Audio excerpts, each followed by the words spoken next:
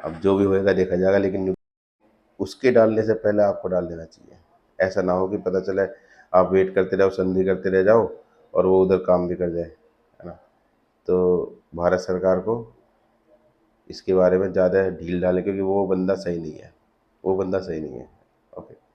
क्रोध आत्मा व शरीर दोनों का नाश करता है, तो क्रोध में आकर पाकिस्तान न्यूक्लियर डाल सकता है।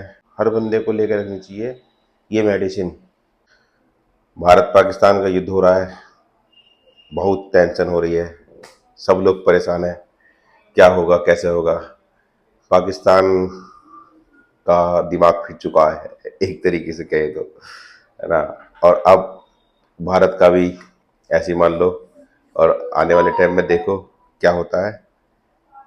रोज गोलीबारी चल रही है, पाकिस्तान बार बार जो अटैक कर रहा है, भारत अभी डिफेंस कर रहा है।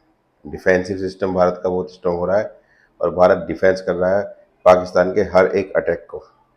ओके। अब दो केस हैं, या तो पाकिस्तान अटैक कर रहा है, ठीक है, या भारत को एक बार अटैक कर देना चाहिए। खैर ये तो देखो जो सर्वोच्च पद पर बैठे हैं वो ज़्यादा अच्छा बताएंगे, अच्छा जानेंगे कि क्या करना है क्या नहीं करना है। ओके। अब हम तो बीइंग मेडिकल प्रोफेशन, हम तो ये देखते हैं कि अगर ऐसा होता है तो हम क्या कर सकते हैं। ओके। अगर ऐसा होता है तो हम क्या कर सकते हैं। देखिए, जो अटैक हो रहे हैं अभी तो नॉर्मल ड्रोन व्रोन से और छोटी मोटी मिसाइल से अटैक हो रहा है, लेकिन इन केस अगर होता है एटॉमिक अटैक, जिसकी सबको डर है, चिंता है, लेकिन कैसे कहते हैं, क्रोध आत्मा व शरीर दोनों का नाश करता है, तो क्रोध में आकर पाकिस्तान न्यूक्लियर डाल सकता है, और क्रोध में आकर भारत भी न्यूक्लियर डालेगा ऑब्वियसली। ठीक। अब देखना ये है कि कौन पहले डाले किस पे। अब जो भी होना है वो तो होगा भाई, देखो उसमें क्या कर सकते हैं। ठीक है। अब न्यूक्लियर वार अगर होती है तो न्यूक्लियर वार में नुकसान तो क्या दोनों का ही है, भारत का भी पाकिस्तान का भी। ओके। अब पहले कौन न्यूक्लियर वार करता है वो देखना है। अब बात करते हैं मुद्दे की। मुद्दे की बात ये है कि आज हम इस वीडियो में आपको बताएंगे कि अगर न्यूक्लियर वार होती है तो आप उस वार से बच सकते हो कि नहीं बच सकते हो। ओके। तो दो कंडीशन है इसकी। देखिए, न्यूक्लियर जहाँ गिरता है वो लगभग डिपेंड करता है उनकी अमाउंट के ऊपर, वो कितना यूरेनियम लेके चल रहे हैं, ठीक है, कितने किलो टन यूरेनियम लेकर चल रहे हैं वो, उस पर डिपेंड करता है। तो वो जो भी यूरेनियम लेके चल रहे हैं, मान लिया उन्होंने 100 टन लिया, कितना टन लिया अब इसमें तो जानकारी है नहीं, वो तो उनके ऊपर है। ठीक। तो वो यूरेनियम के अमाउंट के हिसाब से जो है उसका एरिया कवर हो जाता है। ठीक। जैसे कि जो नॉर्मली जो एटम है, भाई जितना उनका वो ऊपर उठा के इधर डाल सकते हैं उतना सामान, उतना यूरेनियम, उतना फ्यूल, तो वो लगभग जो है अप्रोक्सीमेट 30 किलोमीटर की रेडियस तक कवर कर सकता है। लेके 5 किलोमीटर से 30 किलोमीटर तक की रेडियस कवर कर सकता है आपका जो है न्यूक्लियर। ओके। 30 किलोमीटर। और डिपेंड करता है इनपुट के ऊपर, कितना ज़्यादा वो यूरेनियम लेकर आए तो और भी बढ़ सकता है। ओके।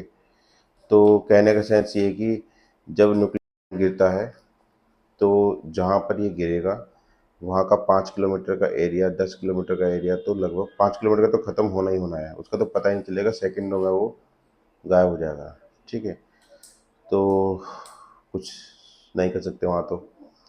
अब क्या कर सकते हैं, करना ये है कि जो थोड़ा सा डिस्टेंस पर हैं उनके लिए, क्योंकि वो तो अटैक तो पड़ना पड़ना है, वो तो ख़त्म होनी है, उसके बाद के जो लोग हैं जो बच्चे हैं, ठीक है, जो आसपास की पेरीफेरी में है, मतलब 30 किलोमीटर के दायरे में या 50 किलोमीटर के दायरे में, फिर उसके बाद में क्या होता है, वो जो गिरा उसकी रेडिएशन फैलती है, ठीक है ना। रेडिएशन फैलेगी, अब रेडिएशन फैलेगी तो उससे कैसे बचाव करा जाएगा, ठीक है, वो भी डिपेंड करता है आपकी डिस्टेंस के ऊपर। तो बेटर सबसे पहला तो ये कि आप जल्दी से उससे दूर हो जाओ, ठीक है, जितना डिस्टेंस बना लोगे उतना फायदे में रहोगे। ओके। 30 किलोमीटर की जगह 50 किलोमीटर, 60 किलोमीटर दूर हो जाओ। लेकिन अब ये क्या पता, उस टाइम पे पता ही नहीं चलेगा कि भैया कहाँ पर एटम गिर रहा है, ठीक है, वो जहाँ गिरेगा उसके हिसाब से है भैया। आप एकदम भाग सकते हो तो भाग लो, वाली बात है। भागो भागो। अब रही बात इसकी कि जो चलो भाग नहीं पा रहे हो और आपका एरिया आ रहा है 30 किलोमीटर के एरिया में या 40 किलोमीटर के एरिया में आ रहा है और आप अभी जिंदा हो, ठीक है, अभी तक रेडिएशन आपके पास आई नहीं है लेकिन रेडिएशन पहुंच रही है, समझना, रेडिएशन जा रही है, तो उस केस में आप क्या कर सकते हो? ओके, तो उसका मैं सॉल्यूशन बताता हूँ। आप देखिए क्या होता है। यूरेनियम जो होता है उसके अंदर न्यूक्लियर फिशन नाम की एक रिएक्शन होती है, जिसके फलस्वरूप न्यूक्लियर जो यूरेनियम का न्यूक्लियस होता है वो छोटे एलिमेंट्स में, छोटे रेडियो एक्टिव एलिमेंट्स में ब्रेक डाउन होता है, ब्रेक डाउन होता चला जाता है, होता चला जाता है, ठीक है। प्लूटोनियम प्लूटोनियम बहुत सारे हैं, उसका पूरा चेन रिएक्शन आप देख सकते हो।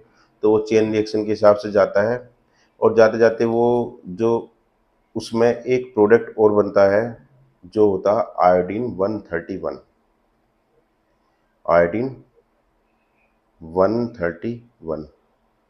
ओके, ये आयोडीन 131 जो है ये रेडियो एक्टिव एलिमेंट्स है, ठीक।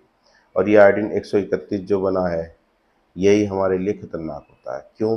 क्योंकि ये जिसकी बॉडी के अंदर चला गया उसके अंदर कैंसर होना ही होना है, ठीक है, कैंसर होना है। और मोस्टली कैंसर किसका होता है? आयोडीन, पिछली वाली वीडियो में बताया था, आयोडीन रिलेटेड टू थायराइड। तो थायराइड कैंसर के चांस नहीं, थायराइड कैंसर होना ही होता है उसमें, ठीक है, अगर ये रेडियो एक्टिव आयोडीन आपकी बॉडी में चला जाए किसी तरीके से। इसीलिए जो पीछे जो डले थे वहाँ पर, कौन सा हिरोशिमा नागासाकी वगैरह, तो कहते हैं कि वहाँ पर जो है आने वाली जो पुश्तें थी या 4 साल 5 साल बाद जो बच्चे हुए वो सब के सब ज़्यादातर उसमें कैंसर तो मिला ही मिला। उनका जो थायराइड कैंसर बहुत कॉमन कैंसर था, ठीक है, और बहुत सारे स्किन डिजीज भी हुई, बहुत कुछ हुआ उसके अंदर। तो अब ये थायराइड कैंसर ना हो, ठीक, इसका सॉल्यूशन एक है छोटा सा। अब क्या सॉल्यूशन है? सॉल्यूशन ये है, हालांकि पुरानी वीडियो में बता चुका हूँ मैं। देखिए 100% सॉल्यूशन तो है नहीं, लेकिन ये कह सकते हो कि हाँ हम कुछ बचाव कर सकते हैं। बचाव इन द सेंस, जब रेडिएशन आएगी तब के लिए कुछ टाइम के लिए हम उसको होल्ड कर सकते हैं। और वो क्या है? वो ये है कि ये जो आयोडीन हम मतलब आ रहा है रेडिएशन में, ये रेडियो एक्टिव आयोडीन है। तो इसको हम नॉर्मल आयोडीन से अगर रिप्लेस कर देंगे तो ये आयोडीन हमारी बॉडी में एब्जॉर्ब नहीं होगा, ठीक, और ख़ास तौर पर थायराइड के अंदर। अब ये क्या कर सकते हैं? तो इसके लिए एक मेडिसिन है, मार्केट में आती भी है, अवेलेबल है, और वो है आपका potassium iodide, KI, potassium iodide. Potassium iodide अलग से भी आती है मार्केट के अंदर, ठीक है, कॉम्बिनेशन में भी ले सकते हो। तो पोटेशियम आयोडाइड जो साल्ट है वो साल्ट उस टाइम पर लेना होता है जिस टाइम पर आपका जो ये अटैक होता है। पोटेशियम आयोडाइड उस टाइम पर ले लेंगे तो पोटेशियम आयोडाइड जो है वो नेचुरल आयोडीन जो है उसको बॉडी के अंदर ज़्यादा मात्रा में ले जाएगा, तो रेडियो एक्टिव आयोडीन को डिपोजिशन होने की जगह नहीं मिलेगी थायराइड ग्लैंड के अंदर। और रेडियो एक्टिव आयोडीन जो आया था वो आपका जो है एजिड यूरिन के जरिए पास आउट हो जाएगा, ठीक। तो ये एक सॉल्यूशन है पोटेशियम आयोडाइड का। अब पोटेशियम आयोडाइड मार्केट में अगर अकेले लोगे पोटेशियम आयोडाइड तो वो मार्केट में बहुत महंगी मिलती है। लेकर रखनी चाहिए हर बंदे को, हर बंदे को लेकर रखनी चाहिए ये मेडिसिन। लेकिन लेनी कब है? लेनी तब है जब आप एक्सपोजर में आने वाले हो आयोडीन के, ठीक है, उसके रेडियो एक्टिविटी के, रेडिएशन के एक्सपोजर में अगर आने वाला है। क्योंकि ये जो मेडिसिन होती है इसका जो लाइफ टाइम कह लो या टाइम पीरियड कह लो वो 24 घंटे का होता है, 24 घंटे तक असर रखती है। तो आज खाने से तो कोई फ़ायदा है नहीं। ये तो जब जिस दिन हम ऐसा नहीं कहना चाहिए, लेकिन जिस दिन अटैक होगा, जिस दिन गिरेगा, अगर गिरा तो ठीक है, कहीं की भी जनता हो, वो भारत की भी हो सकती है, पाकिस्तान की हो सकती है, हम तो उम्मीद करेंगे उधर की रहे तो अच्छी बात है, ठीक है ना। तो उस टाइम पर ये मेडिसिन जो है ले लेनी चाहिए, पोटेशियम आयोडाइड। जहाँ तक डोज की बात करते हैं तो डोज इसका जो 130 मिलीग्राम में होता है डोज, जो एडल्ट डोज है। अब बाकी एडल्ट डोज के हिसाब से उसी के हिसाब से डोज डिवाइड हो जाएगी, बच्चों में, ठीक है, बुड्ढों में, सब में डिवाइड हो सकती है उस हिसाब से। 130 डोज हो गई एडल्ट डोज, बाकी बाकी 60 mg में जो आप जो 18-20 साल के बच्चों को दे सकते हो। अब इसका एक सॉल्यूशन और बता रहा हूँ मैं आपको। अब थोड़ा सा ये है कि मैंने पिछली वीडियो में बताई थी मेडिसिन थायरोमैग, थायरोपेस, थायरोवेव, इन तीनों के अंदर आयोडीन है, पोटेशियम आयोडाइड, ठीक है। तीनों के अंदर आयोडीन मिलेगा, नेचुरल आयोडीन, जो कि आपको मिल जाएगा। थायरोमैग, थायरोमैग देखो मेरे पास रखी हुई है, थायरोमैग के अंदर ये रहा आयोडीन, देखिए जरा आयोडीन, ओके। तो आयोडीन हमने ये ले लिया, तो हमारा जो रेडिएशन वाला जो आयोडीन था वो न्यूट्रीफाइड हो जाएगा इससे, ठीक है। तो ये था पोटेशियम आयोडाइड। बाकी बाकी जो होना है तो वो तो होगा ही।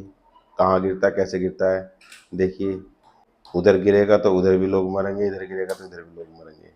तो कौन किस पे गिरेगा ये तो भैया ऊपर वाला जाने या वो जाने, ठीक है। पॉलिटिक्स में हम फंसना नहीं चाहते हैं, लेकिन ये है कि जो है भारत देश के नागरिक होने की वजह से हम तो चाह रहे हैं कि पाकिस्तान सारा आज ही खत्म हो जाए। ओके, हम तो चाह रहे हैं कि डाल दो भैया, जल्दी डालो। अब जो भी होएगा देखा जाएगा, लेकिन उसके डालने से पहले आपको डाल देना चाहिए। ऐसा ना हो कि पता चले आप वेट करते रहो, संधि करते रह जाओ और वो उधर काम भी कर जाए, है ना। तो भारत सरकार को इसके बारे में ज़्यादा ढील डालें, क्योंकि वो बंदा सही नहीं है, वो बंदा सही नहीं है। ओके, पाकिस्तान सही होता ना तो सीज फायर को तोड़ता नहीं, बहुत सारी चीज़ें ऐसी, वो बंदा सही नहीं है। दूसरी बात कि वहाँ पर जो है, हालांकि ये पॉलिटिकल मुद्दा है, मैं ज़्यादा बात नहीं करूँ, लेकिन वहाँ पर जो आवाम है, जो जनता है, वो डायरेक्टली इनडायरेक्टली देखा जाए तो वो आतंकवादियों की सपोर्ट में है, और आतंकवादी सपोर्ट में, टेररिस्ट के सपोर्ट में, तो समझ लो वो भी टेररिस्ट ही है। तो पता नहीं इंडिया किस चीज़ का वेट कर रहे हैं, है ना। डाल डोल कर नक्की करो, ख़त्म करो। जय हिंद, जय भारत।